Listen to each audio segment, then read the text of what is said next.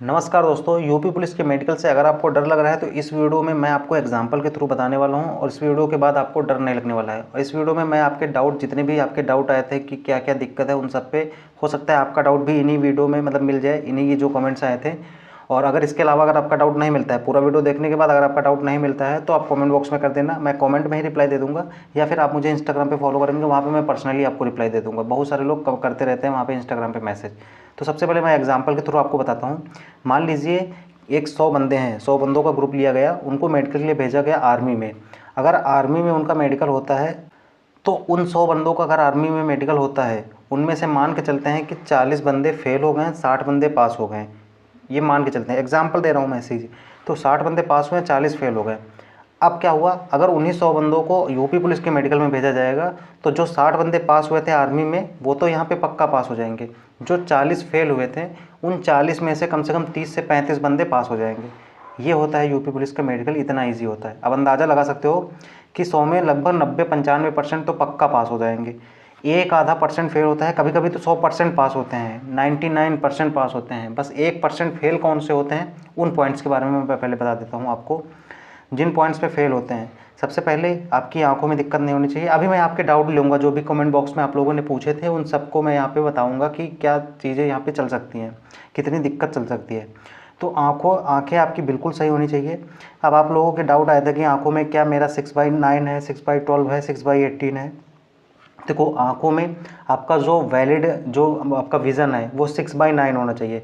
जैसे कि 6/9 इस आँख में, 6/9 इस आँख में, दोनों आँखों में 6/9 होना चाहिए। अब एक आँख में आपका 6/6 है, एक में 6/12 भी है, तो भी आपका चल जाएगा, कोई दिक्कत नहीं है।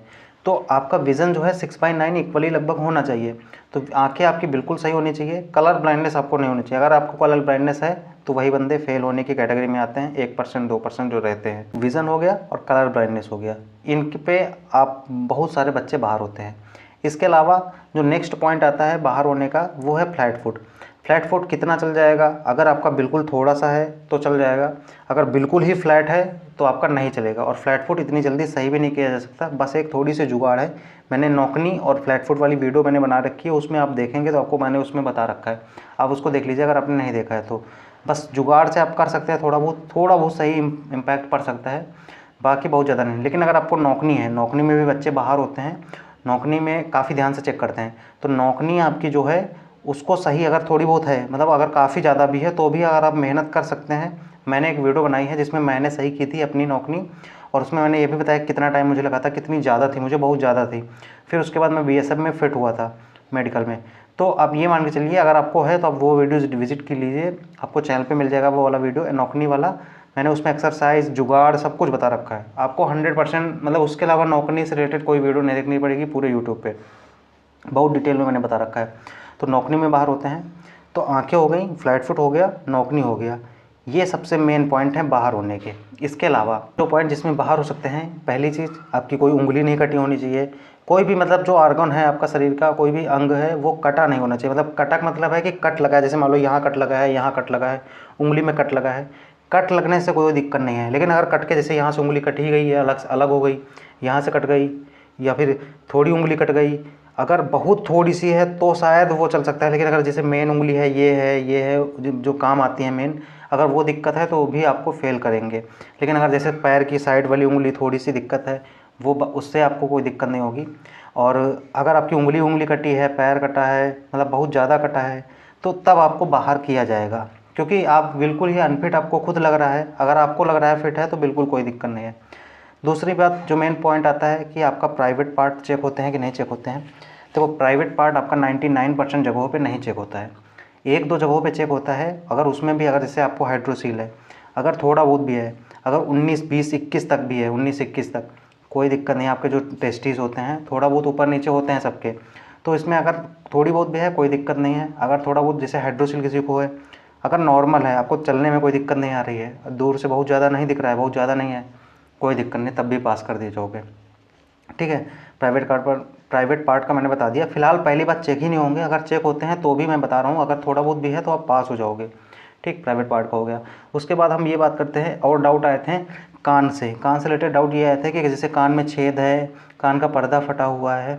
तो वो कान का पर्दा फटा हुआ है और छेद है, तो उसमें पूरा दिक्कत वाली बात है। आप ये मान के चलिए, अगर आपको सही से बिल्कुल सुनाई नहीं दे रहा है तो आपके पूरे चांसेस हैं कि हो सकता है कि वो पक्का आपको बाहर कर देंगे, अगर सुनाई नहीं दे रहा है। लेकिन अगर सुनाई दे रहा है, अगर कान के पर्दे में छेद है, सुनाई फिर भी दे रहा है, सब कुछ नॉर्मल है, तो मे भी पॉसिबल है कि वो पूरा डॉक्टर के ऊपर डिपेंड करेगा आपके, कि डॉक्टर चाहे तो आपको पास कर देगा और चाहे तो आपको रीमेडिकल देगा, फिर उसके बाद का प्रोसीजर अलग होता है। ठीक है, तो आप ये मान के चलिए कि 99% पास हो जाओगे कानों में भी। बस आपको ईयर वैक्स निकलवा के जाना है सही से, और ईयर वैक्स डॉक्टर से निकलवाना है अच्छे से।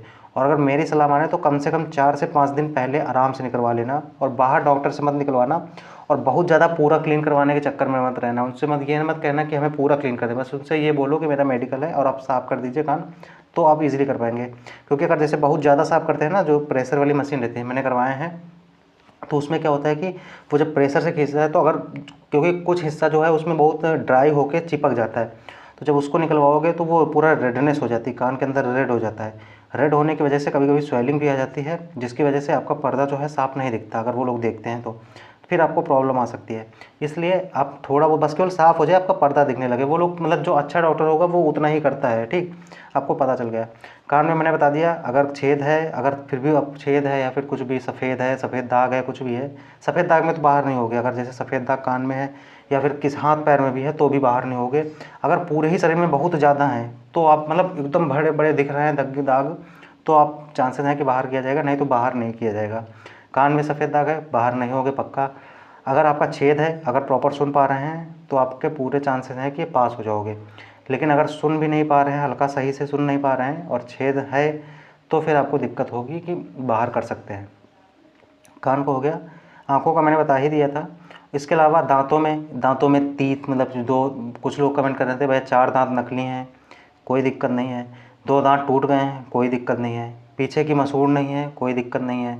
मतलब कुछ भी ज़्यादा प्रॉब्लम नहीं है, अगर नॉर्मल है। अब ये नहीं है कि आधे दांत ही गायब है, ऊपर के पूरे गायब हैं, ऐसा नहीं है। आप मतलब इतना तो समझ ही सकते हैं। लेकिन अगर 2-3 दांत 4 दांत तक टूटे फूटे हैं, कीड़ा लगा है, कोई दिक्कत नहीं है, आप पास हो जाओगे, कोई प्रॉब्लम नहीं है, किसी को भी प्रॉब्लम नहीं आएगी। ठीक है, दांतों का हो गया। इसके अलावा और जैसे हाँ, नाक का बोला था डीएनएस का, तो डीएनएस वो ऐसे एग्जैक्ट नहीं चेक करेंगे कि आपको डीएनएस है, लेकिन डीएनएस में ये मान के चलो 99% बच्चे फेल नहीं होते हैं। जिसका बहुत ही ज़्यादा है, मान लो अब ये नाक है बहुत ज़्यादा टेढ़ी है और आपको सांस लेने में भी दिक्कत हो रही है, तो फिर चांसेस हैं कि आपको बाहर किया जाएगा। अगर बहुत ज़्यादा टेढ़ी है तो डॉक्टर को लगेगा कि आपको सांस लेने में दिक्कत हो सकती है, जैसे रनिंग करो या फिर वहाँ पे एक्सरसाइजेज होती है ट्रेनिंग टाइम, तो वहाँ पे आपको दिक्कत अगर उनको लगेगी तो फिर आपको वहाँ पे रीमेडिकल का पॉइंट दे सकते हैं। ठीक, आँखों का हो गया, सब ये सब पॉइंट हो गए। बालों का कुछ लोग पूछ रहे थे, बाल नहीं है, गंजे हो गए, कोई दिक्कत नहीं, इन सब पे आप पक्का पास हो, पूरा टकला करके जाओगे तो भी पास हो जाओगे। ठीक, ये हो गया। उसके बाद शोल्डर का है। शोल्डर आपके अगर नॉर्मल हैं, अगर बहुत ज़्यादा ऊपर नीचे नहीं है तो पास हो जाओगे, बस कोई दिक्कत नहीं है। इसके अलावा जो ये हाथों का है, बोले हल्का सा टच हो रहा है यहाँ पे, अगर जैसे एकदम एकदम तिरछा है, मतलब जैसे देखो ये सीधे दिख रहे हैं मेरे हाथ ना ऐसे पूरे, अगर आपके यहाँ पे तिरछे दिख रहे हैं, मतलब जैसे यहाँ पे ऐसे ऐसे, मतलब किसी को होते हैं ना ऐसे तिरछे टाइप हो जाते हैं, तो अगर तिरछे हैं तब आपको दिक्कत होगी। बाकी बात फेल नहीं होगी इसमें। अगर आपका नॉर्मल भी है, जैसे सीधे दिख रहे हैं, तो आपको कोई दिक्कत नहीं होगी। हाथों में मतलब बस यहाँ पे ऐसे करने पे टच नहीं होने चाहिए। अगर टच थोड़ा बहुत हो भी रहे हैं, अगर आपके हाथ सीधे हैं तो भी पास हो जाओगे, क्योंकि ये आर्मी का मेडिकल नहीं है, यहाँ पे पुलिस का है। बस आप नॉर्मल एक्टिविटी कर पाते हो। ठीक, ये हो गया। नौकनी मैंने उस वीडियो में देख लीजिए, नौकनी को मैंने बहुत डिटेल में बता रखा है, लेकिन नौकनी होगी तो आपको बाहर किया जाएगा, ये कन्फर्म है। नौकनी में बाहर होते हैं बहुत बच्चे, फ्लैट फुट में बाहर होते हैं, आँखों में सबसे ज़्यादा बाहर होते हैं, कलर ब्लाइंडनेस में बहुत ज़्यादा बाहर होते हैं, इन पॉइंट में बहुत ज़्यादा बच्चे बाहर होते हैं। जो पॉइंट्स थे मैंने बता दिए, प्राइवेट पार्ट को मैंने पूरा क्लियर कर दिया। इसके अलावा और कोई डाउट मेरे हिसाब से, जैसे किसी की उंगली टेढ़ी है, कुछ दिक्कत नहीं है, टैटू लगा है कोई दिक्कत नहीं है, बहुत बड़ा टैटू पूरे हाथ में गुदा रखा है तो फिर दिक्कत होगी। बाकी ऐसे कोई दिक्कत नहीं, अपना नाम लिख रखा है तो भी कोई दिक्कत नहीं है। उसके बाद टैटू के बाद आता है, जैसे किसी को वाइट, हाँ, दाग हैं, घाव के निशान हैं, चोट के निशान हैं, सर्जरी के निशान हैं, 4 साल पहले सर्जरी हुई थी, 2 साल पहले सर्जरी हुई थी, उससे कोई दिक्कत नहीं है, कोई भी दिक्कत नहीं है। बस जैसे किसी किसी की सर्जरी ताज़ी कराते हैं, अभी कराए, मान लो किसी चीज़ की कराई होगी, अगर उसके घाव जो हैं वो एकदम लाल हैं, मतलब जैसे ताज़े घाव होते हैं ना, अगर वो उस टाइप के हैं तो आपको रीमेडिकल के लिए सोच सकते हैं, क्योंकि वहाँ पे दिक्कत है आपको। अब आपके पास ज़्यादा टाइम नहीं बचा है, तो अगर कोई सर्जरी को सोच रहा है तो अभी आप मत कराइएगा, आप ऐसे ही पास हो जाओगे, कोई प्रॉब्लम नहीं है। सर्जरी करा लोगे, घाव ताज़ा रहेगा तो उसमें पॉइंट दे सकते हैं। ठीक, ये हो गया। लगभग मैंने सारे ही पॉइंट कवर कर दिए। और सफ़ेद दाग का मैंने बता दिया, फेल नहीं होगे, पास हो जाओगे सभी। तो जितने भी डाउट थे मैंने लगभग क्लियर कर दिए। इसके अलावा अगर कोई डाउट रहता है, जो भी कमेंट बॉक्स में आए थे मैंने सब रीड कर लिए हैं, उनको मिला जुला के आपको उत्तर दे दिए हर पॉइंट पे। और इसके अलावा कोई डाउट रहा नहीं होगा। अगर फिर भी डाउट है तो कमेंट बॉक्स में ज़रूर बताना, मैं आपका रिप्लाई ज़रूर दे दूँगा कमेंट बॉक्स में। और नहीं तो आप लोग इंस्टाग्राम पे मुझे फॉलो कर सकते हैं, वहाँ पे आप मैसेज करेंगे, वहाँ पे मैं रिप्लाई दे दूँगा। तो मैं हूँ आपका दोस्त मयंक। इस वीडियो में इतना ही रखते हैं, मिलते हैं किसी नेक्स्ट वीडियो पे, तब तक के लिए जय हिंद।